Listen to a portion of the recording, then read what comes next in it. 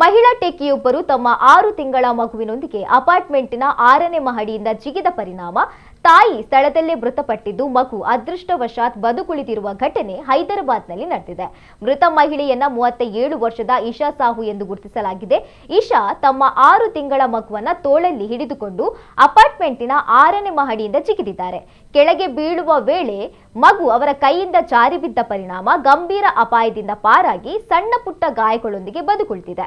ಘಟನೆಯ ಬಳಿಕ ಸ್ಥಳೀಯರು ತಕ್ಷಣ ಸ್ಥಳಕ್ಕೆ ಧಾವಿಸಿ ಗಾಯಗೊಂಡ ಮಗುವನ್ನ ಆಸ್ಪತ್ರೆಗೆ ದಾಖಲಿಸಿದ್ದಾರೆ.